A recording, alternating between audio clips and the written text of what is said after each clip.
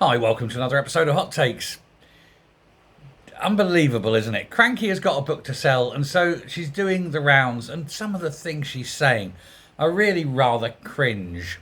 After, for years, denying she was a lesbian, for years not coming out, she was in an interview with Julie Etchingham, and they were trying to, because she's got to desperately try and flog this book that nobody's going to. But I'm going to read it for you, good viewer. Don't you worry, you don't need to.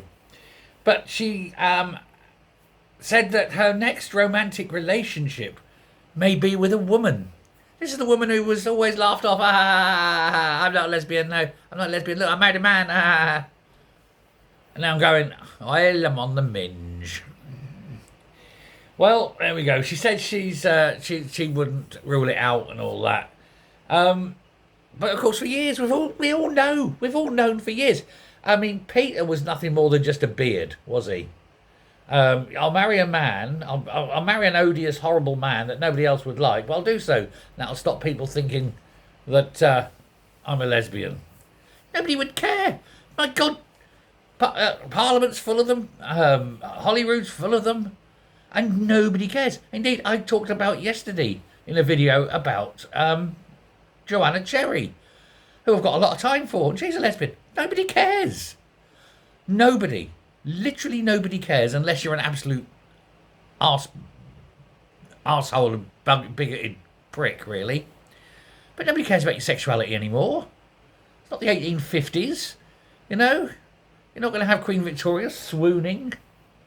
God's sake. Anyway, she was on the ITV news. Julie Etchingham was yabbering on about her.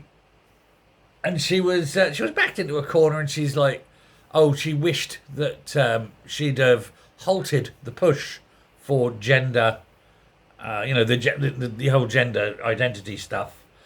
Well, people kept saying, do it, but she can't do it when other people are saying it, of course, because that would mean she was having to obey other people, and she's so arrogant and conceited that would never happen. So she's there, so you have to wonder why she was pushing this. I think this push for gender ID was just her trying to deflect from her own sexuality that nobody would have cared of, and that's the whole. I think that's the whole reason of it. A sham marriage, push a gender ideology, and then people won't think that me and Big Val are a couple.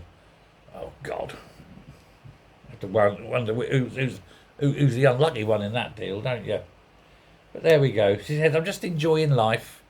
You'll enjoy it for now, because if Operation Cobra goes the way I want it to go, you won't be enjoying it for long, will you, love? But there we go. Terrible woman is the word I'm looking for there. But she put on the faux tears. She says, I said, I'm just working it out. Oh, it's really hard that day. Oh, the blue tent went up. Oh, feel woe for me. Don't feel woe for you. Don't feel woe for the woman who was responsible allegedly for tens of thousands of murders because of decisions that she made. So she can take her book and shove it right up to the top shelf of her bookcase. Thanks very much. Bye.